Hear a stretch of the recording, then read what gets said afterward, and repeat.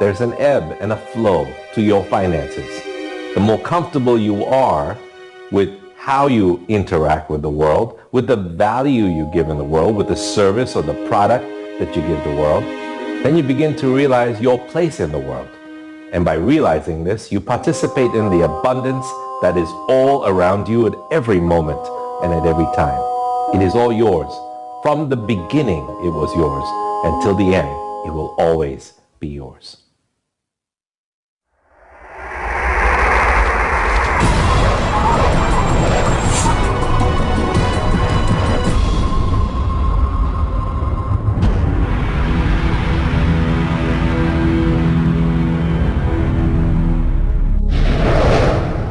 The meta secret to relationships is to know that the universe is giving you love right now. When you give love to the universe, when you give love to another, you will receive love in turn. Love is the essence and nature of relationship. Relationships are a two-way street. It's not just about taking and giving and receiving and getting what you want, but it's also about giving.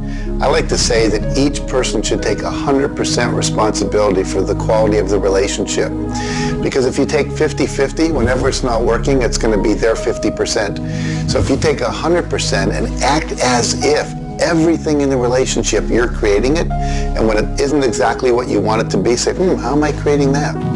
Take that curiosity and use it as a tool. And when you get the answer like, I'm not coming home on time, I'm not listening, I'm not doing this, then you have the opportunity to shift and do the thing that produces relationship. A friend of mine wrote a book called Making Relationships Work. And the idea is there is work in making the relationship work. So be willing to do the work. Give as much as you get. The more you give, the more will come back. To have a better relationship with anyone in your life, first you begin by having a relationship with yourself. Treat yourself the way you would your very dearest friend. Love yourself regardless of all the crazy shenanigans you pull. Believe me, I do this every day. So if you want a better relationship with someone else, love yourself. Relationships are part of what the universe is giving you as a gift. The first and most important relationship is the one with yourself. When you love yourself, you heal yourself. When you love yourself, you become a magnet that people want to hang around, and you begin to attract other people and new relationships. It's all based on love. It's all based on non-judgment. It's all based on total acceptance. The universe has a relationship with you right now, and the universe wants to give you more. Are you ready to accept it? The concept that I can't live without you is a tragic statement to me.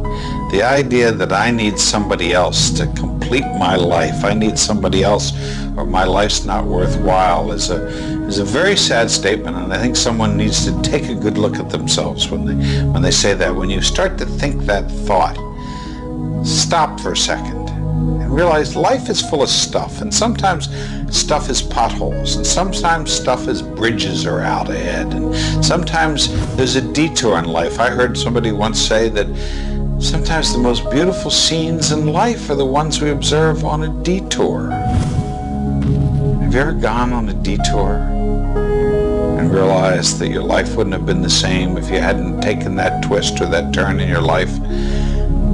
Next time stuff happens, take a look. Maybe there's something better right around the corner. The law of cause and effect tells us that there's no such thing as coincidences. Everything that happens in this world happens because of a reason. Someone, somewhere, created a cause. It may not be something you are aware of. It may not be something we can even begin to realize or see at this level. But at some level, someone, somewhere, or a group of people, or even us, may have created it. And so as a result, we see the effect. We see the effect around us. We see the effect everywhere on this planet. Everyone asks me, Jay, how in the world can I have a better, a happier, a richer, a more joyous relationship? And it's very simple. First thing is you got to slow down enough to be externally focused. It's all about them. The more interested and externally focused you are on the other person, the more extraordinary their experience will be, and the more naturally they'll reciprocate it. The second, and you're watching me, and I've got a serious side, and you know that, but you got to get in touch with your childlike sense of curiosity, of innocence.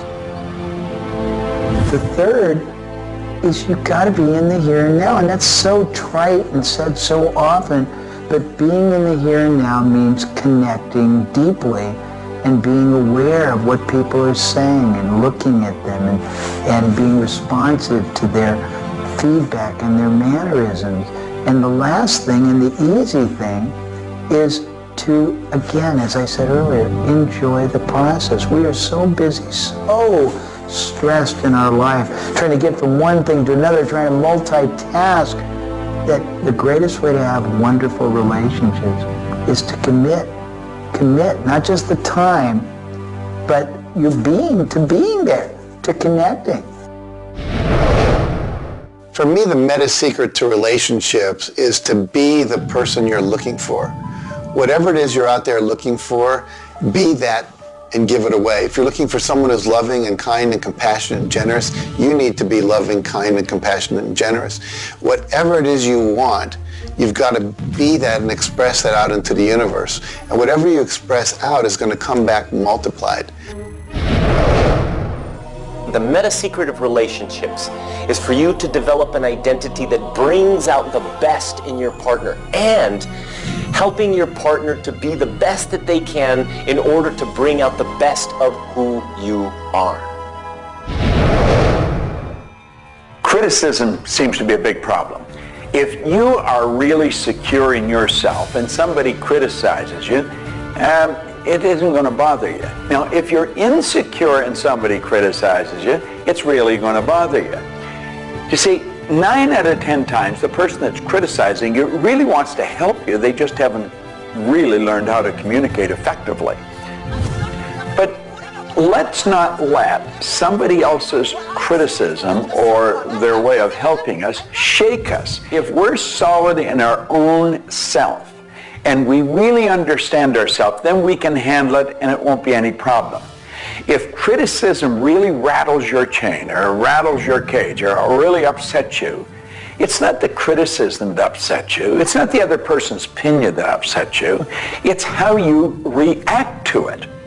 And you see, if you were really solid within yourself, you would respond to it. You'd thank them for it and say, but I really don't choose to do that. Or you'd say, well, thank you, that's probably a good idea, I'll try it. But they're not going to knock you off track. So it goes back to have a good sound self-image, a good image of yourself. Maxwell Maltz wrote a beautiful book on that way back around 1960 called Psycho-Cybernetics. Psyche-cybernetics. Cybernetic is the communication mechanism in our mind. It's the image that we hold of ourselves. It's like a life-governing device. Well, you've got an image of you just same as I have an image of me. And our image controls how we walk, how we talk, how we dress, how we meet and greet people. And it also controls how we handle criticism when it comes our way. And it will come your way, just same as it comes to me and everybody. We want to be solid in our own belief about who we are and what we are. Let's really get to know ourselves. And then, rather than react, let's respond. It doesn't matter how they approach, whether they're diplomatic and trying to help us or whether they're trying to find fault. It won't really make any difference. We will listen to what they have to say, listen to it, and then we'll either accept it or reject it, but it isn't going to affect the relationship with the other person one bit. There is masculine and feminine in everything. Nothing is entirely masculine, nor is it entirely feminine. We have different aspects of yin and yang, of harshness and softness, different aspects of masculinity and femininity in everything. If you take a look at life and see it all as a combination, see how we are always living in combination, then you begin to realize and to also appreciate the law of gender. Relationships are about communion, taking our life and making it sacred through connection with another human being. So communion and making sacred is what relationship is all about. You know, there's a lot of lonely people around. And if you're lonely, I'm going to let you in on a secret. You're always going to be lonely until you become friends with yourself. If you're looking for company outside of yourself, you're looking in the wrong place. You want to go inside. And when you get to really look at you, you're going to feel so good about you. You're going to love yourself. Now, you see, as a little kid, you were probably taught, don't love yourself, that's conceit. I know I was, and most of the people I know. That's not conceit. That's a healthy, conscious awareness of who we really are. I'm not talking about an ego trip. I'm talking about really becoming acquainted with yourself. You've got to build a good relationship with you, or you're always going to be lonely. When you get angry, look at it as, okay, this is a gift. I need to release something here. And in that process, relationship becomes a school for growth instead of just like it's someone that's going to please me. Look at how can I serve them and how can I learn from them, as opposed to how can I manipulate them to give me all my needs met. If you do that, you're going to end up with a much better relationship. If you're in a relationship where you're not experiencing full love, the way to change it is not by changing the other person. It's by changing yourself. You look within yourself and you start to feel grateful for everything about you. As you change your relationship with yourself, magically, the outside relationship will change as well. You will suddenly see it transformed. You will suddenly see that there's love in that relationship with that other person. But you don't change the other person. You change you. A lot of people spend valuable time in their life focusing on the past. I could probably spoil your week if I reviewed the first 26 years of my life. My life was a mess.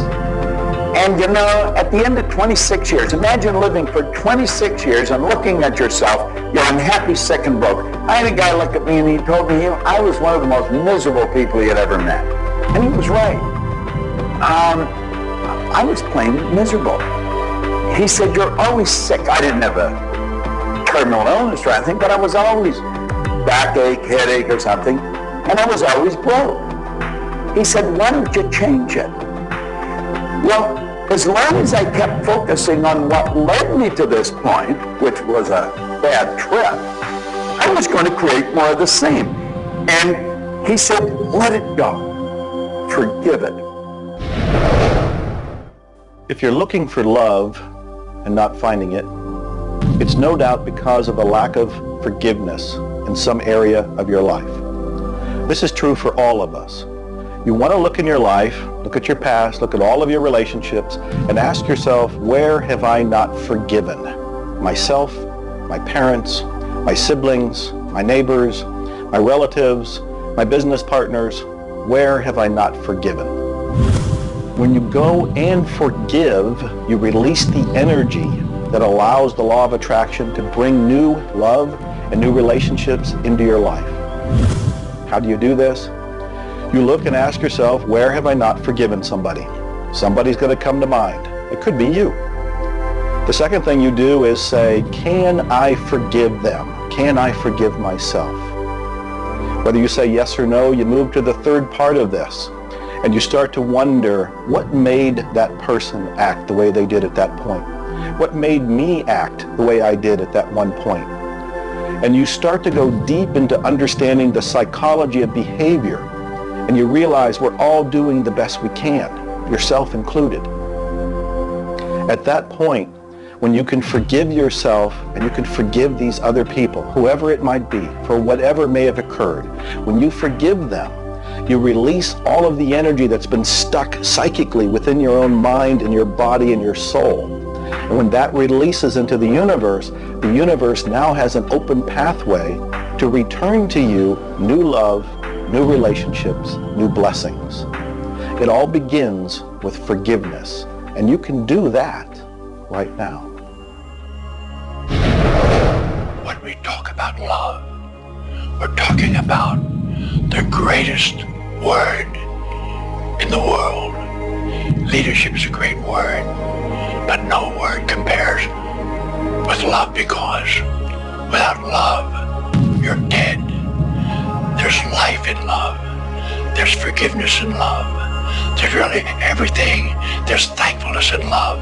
Now, the problem is learning where do we start, because we find sometimes in families there's no love.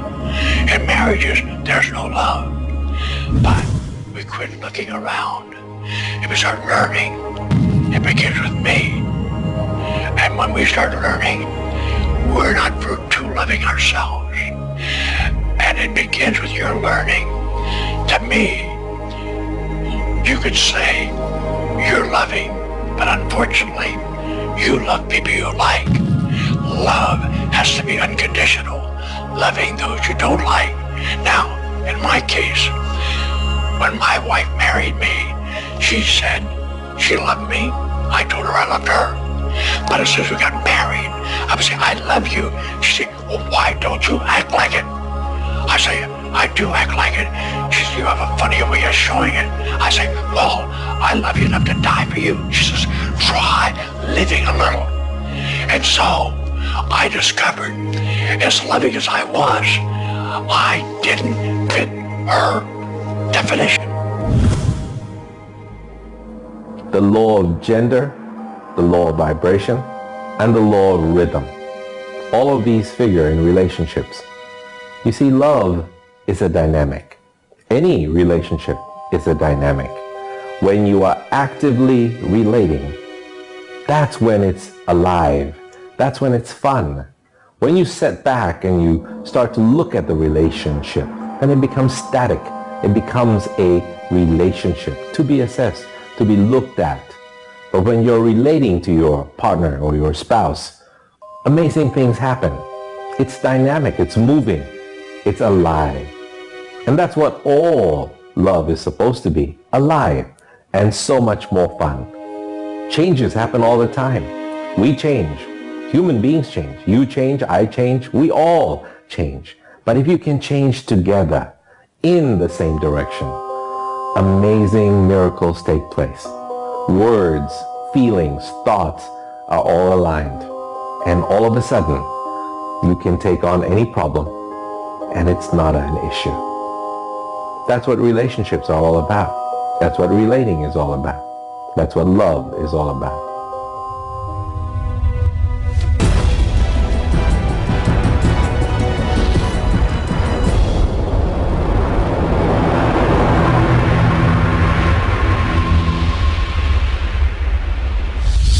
はじめに言葉ありき、すなわち、クリエイターなるものはやはり言葉、振動を用いて全てを設計されたんではないかと思うんですね。そして、その、振動の、設計図は非常に緻密なもので美しい共鳴振動にあふれたものであったことでありましょう。